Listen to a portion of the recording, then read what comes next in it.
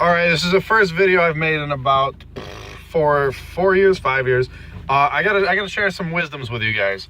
Romeo and Juliet is not a fucking love story, and all English teachers who think so are full of shit. Now let me tell you the real story behind this fucking shit storm that we got for a fucking story that's so important to the history of literature that we got going on right here, right?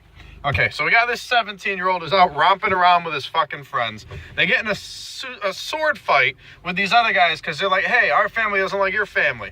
So one of them dies, and everyone's like, who did this? And they're like, it was them. Okay, so here's where the shit hits the fan. Big old party that the one family's throwing, and these fucks sneak in because they got Halloween masks on or some shit.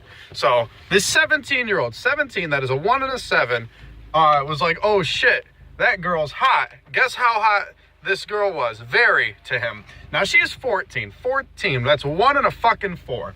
Now, over the course of the 3 days that this weekend took place, we got a 17-year-old falls in love with a 14-year-old. They fuck after sneaking around, and oh, her wet nurse is like, oh, she's in love, it's so sweet, but she doesn't fucking care that this 17-year-old is gonna be plowing her puss. So after that, we get this shit, right? So they fuck. The next morning, he's like, it's the fucking night doves crying. And she's like, no, it's the morning doves. And which is like, oh, I don't want to go. And she's like, but you have to. But that's some shit. So here's the next bit, right? So they go to Friar Tuck or whatever the hell his name is, and they're like, oh yeah, oh, we need help because we need some damn stuff because we're so in love. And he gives them a potion. He gives, what's his name, a potion? Romeo, I think his name is. He gives him a potion. It'll make him sleep for a little bit. So he goes down to this catacomb or some shit, and he takes the stuff, and it's like, oh, look at me, I look like I'm dead. This will fool everyone, they'll think I'm dead. Now she finds him, and she's like, oh, he drank this, he's dead. I wish to die too. So she drinks the shit, and then he wakes up, and he's like, damn, she dead. So he stabs himself.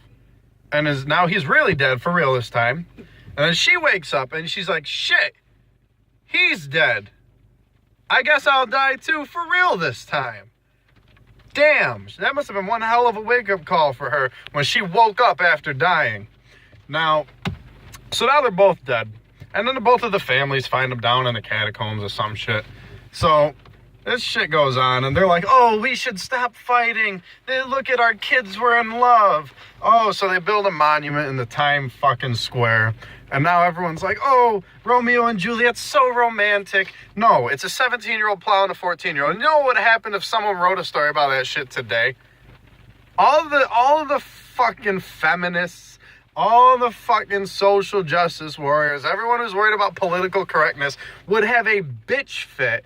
But here we are because someone wrote it a couple hundred years ago.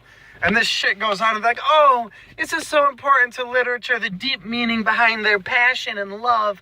Oh, we should use this as a model for other relationships. No, it's fucking shit.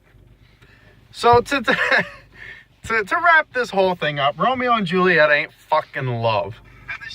The end. Like, comment, and subscribe.